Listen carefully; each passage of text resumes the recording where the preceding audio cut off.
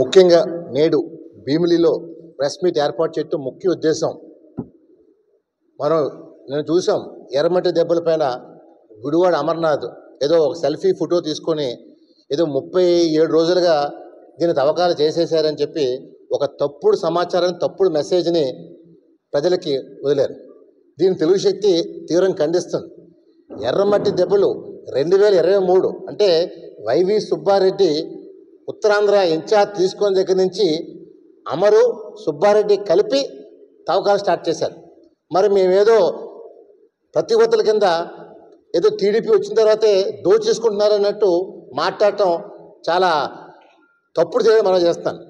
ఇటీవల మనం చూసాం, వైజాగ్ విజయ్ ప్రెస్ క్లబ్లో శుక్రవారం నాడు అమర్ ప్రెస్ మీట్ పెడుతూ ఏదో చంద్రబాబు నాయుడు ఉత్తరాంధ్రపై సవితి ప్రేమ అని తప్పుడు మాటలు మాట్లాడాడు. మొన్నటి నేను ప్రెస్ మీట్ పెట్టి నీకు దమ్ముంటే చర్చకు రా అని చెప్పాను. మరి దమ్ము లేని ఒక చెంచా జగన్ కుక్క ఈరోజు చంద్రబాబు పైన, టీడీపీ వాళ్ళ పైన మాట్లాడటానికి సంస్కారం నీకు ఉందని అడుగుతున్నాను. మీరు ఇక్కడ భీమిలిలో పూర్తిగా వైవి సుబ్బారెడ్డి కానీ, విజయసాయిరెడ్డి కానీ, నువ్వు కానీ మీ బినామీలతో మొత్తం ఆస్తులు దౌర్జన్యం దోచుకున్నారు. ప్రజల చేత బలవంతం లాక్కున్నారు. ఇటీవల చూసాం, రాష్ట్ర ముఖ్యమంత్రి చంద్రబాబు గారు ఒకటే చెప్పారు, ఎవరైనా సరే ఆస్తులు లాక్కున్నా, దౌర్జన్యం చేసినా మా దృష్టికి తీసుకొస్తే మేము ఇప్పించే బాధ్యత మాది అని చెప్పారు.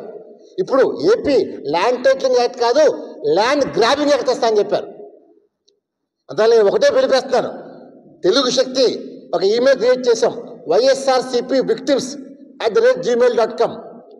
మీరు ఎవరైనా సరే వైసీపీ వాళ్ళు మీ భూములు దౌర్జన్యం లాక్కుంటే ఈ మెయిల్కి మీ కంప్లైంట్తో చేస్తే డెఫినెట్గా ప్రభుత్వం దృష్టి తీసుకెళ్ళి, ఎమ్మెల్యే గారి దృష్టి తీసుకెళ్ళి న్యాయం చేసి బాధ్యత తెలుసు మనం చేస్తాను. ఎందుకంటే చంద్రబాబు గారి పరిపాలన ఒకటే మనం గతంలో చూసాం, రాష్ట్రం బాగుండాలి, తెలుగు జాతి బాగుండాలని తాపత్రయ పడతారు తప్ప దాచుకుందాం, దోచుకుందాం, దండుకుందాం, పెంచుకుందాం, పోకలాడదాం ఈ సిద్ధాంతం కాదు టీడీపీది. సమాజమే దేవాలయం, ప్రజలే నా దేవుడు చెప్పిన మహానాయకుడు ఎన్టీఆర్ చెప్పిన స్ఫూర్తి పార్టీది. ఇదే స్ఫూర్తి ప్రపంచంలో పాటిస్తున్నారు. That is TDP. మరి ఇవాళ ఈ వైసీపీ వాళ్ళు ఎంత అవినీతి చేశారంటే ప్రజలు చీకొట్టారు. ఉత్తరాంధ్రలో 34 సీట్లకి 32 సీట్లు ఇచ్చారు. మరి ఇవాళ వైసీపీ మేము 3 రాజధానులు అన్నారు, జనాలు మద్దతు తెలపలేదే. మాకు కావాల్సింది అభివృద్ధి, ఉద్యోగాలు కావాలి తప్ప మాకు రాజధాని వద్దని చెప్పి క్లియర్గా మ్యాండేట్ ఇచ్చారు. విశాఖ పార్లమెంట్లో క్లీన్ స్వీప్ చేశారు, Vizianagaram clean sweep, Srikakulam clean sweep, Anakapalli sweep. ఒక అరకులోనే 2 సీట్లు పోయినాయి ఉత్తరాంధ్రలో. అలా మేము చెప్పేది ఒకటే, ఇప్పటికైనా వైసీపీ మైండ్ సెట్ మార్చుకోండి. నిన్న మనం చూసాం, వైఎస్ఆర్సీపీ ఎమ్మెల్సీ వర్ధు కళ్యాణి మాట్లాడుతూ ఏదో ఈ 37 రోజుల్లో మహిళలు రక్షణ లేకుండా పోయిందంటే, ఆడపిల్లలు అవస్థలు పడుతున్నారంటే, దారుణాలు అంటే, రేపులంట, మానవ భంగాలంట. సిగ్గుండాలి మహిళగా నువ్వు మాట్లాడటానికి. గత ప్రభుత్వంలో పార్లమెంట్లో 34,000 మంది మహిళలు మిస్ అయ్యారని చెప్పి పార్లమెంట్ చెప్తే ఆ రోజు ఏం చేసావు? నిద్రపోయి అడుగుతున్నాను. ఆ రోజు నీకు బాధ లేదు, కానీ ఈ రోజు ఏమీ జరగకపోయినా ఉంది అని చెప్పి ఒక అద్భుత భూతి సృష్టిస్తున్నాం. ఇవాళ మీరు గతంలో నా ఎస్సీ, నా ఎస్టీ, నా బీసీ, నా మైనారిటీ అని చెప్పి వాళ్ళని చంపేశారు, ప్రజలు మోసం చేశారు, ముఖ్యంగా యువతను మోసం చేశారు. ఉద్యోగాలు ఇప్పిస్తా అని చెప్పి ఒక పరిశ్రమ రాలేదు. ఈరోజు చంద్రబాబు నాయుడు గారు ఈ 37 రోజుల పాలనలో బీపీసీలతో ఒప్పందం చేసుకుంటున్నారు, పరిశ్రమల కోసం తాపత్రయ పడుతున్నారు, అభివృద్ధి కోసం తాపత్రయ పడుతున్నారు తప్ప మీలాగా దోచుకోవడానికి తాపత్రయ పట్టలేదు. ఈ రాష్ట్రాన్ని గాడిలో అలాగే చెప్పారు. భోగాపురం ఎయిర్పోర్ట్ కూడా 2026 జూన్ 30కి కంప్లీట్ చేస్తానని చెప్పి సమీక్షలో చెప్పారు. మీరు ఏం చేసి అడుగుతున్నాను, సమీక్షలు ఏం చేసి అడుగుతున్నాను? మీకు అభివృద్ధి చేత కాదు. మీ ముఖ్యమంత్రిగా పనిచేసి జగన్మోహన్ రెడ్డికి ఇప్పుడు మాజీ ముఖ్యమంత్రి గారు ఎంతసేపు దోచుకున్నాను. విశాఖపట్నంలో, భీములిలో, ఋషికొండలో ప్యాలెస్ కట్టారు, 6 కోట్లు కట్టారు. ఎవరి లాభం, ఎవరి కోసం తింటారు? ప్రజా డబ్బును తీసుకుని దుర్వినియోగం చేశారు. ఇవాళ భీములిలో మొత్తం కబ్జాలు చేశారు. ఈరోజు వైఎస్ఆర్సీపీ బాధితులు అంతా ఇంత లేరు, రాష్ట్రం నలుమూల ఉన్నారు. ముఖ్యంగా గుడివాడ అమర్నాథ్ పరిశ్రమ శాఖ మంత్రిగా పరిశ్రమ దగ్గర నుంచి డబ్బులు లక్షలు గుంజుకున్నాడు.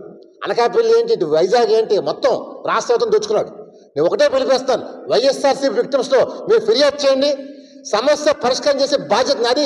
చెయ్యకపోతే చెప్పు ఇంకొకటి నుంచి పిలిపిస్తాను.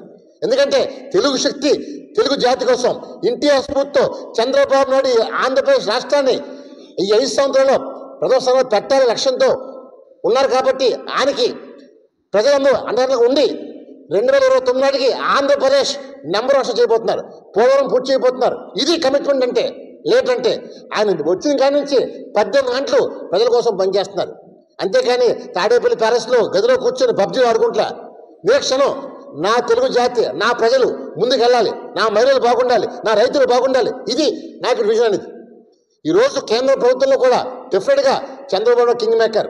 చంద్రబాబు నాయుడు ఈ రాష్ట్రాన్ని తీసుకొస్తారు, ఈ రాష్ట్ర ప్రదేశాలను పెడతారు. అందువల్ల ఒకటే పిలిపిస్తాను, ప్రజలారా ఈ వైసీపీ మాటలు నమ్మకండి. తప్పుడు మాట్లాడితే తప్పున ఒకరిని కొత్త నుంచి పిలిపిస్తాను. వీరికి సిగ్గు లేదు, ప్రతిపక్షాలు కూడా ఇవ్వకపోయినా ఇంకా సిగ్గులో కూడా మాట్లాడుతున్నారు. ఇలాంటి నైవంచుకుల్ని, ఇలాంటి దుర్మార్గుల్ని జైలుకి పంపించాలి. ఈ రాష్ట్రాన్ని కాపాడుకుందాం. అసలు వైసీపీ జెండా లేకుండా చేయాల్సిన బాధ్యత మీ పైన, నా పైన మనం చేస్తున్నాను. ఎందుకంటే ఈ రాష్ట్రాన్ని వైసీపీ ఒక చీటి పురుగు లాంటిది. అలాంటి పార్టీని భూస్థాపితం చేయాలి. చేసి రాష్ట్రాన్ని అన్న ఎన్టీఆర్ పార్టీకి చావు లేదంతా నిరూపించాం. ప్రపంచ స్థాయి, ప్రపంచంలో కూడా టీడీపీని చూసి నేర్చుకోవాల్సిన పరిస్థితి ఉంది మనం చేస్తాం. జై హింద్.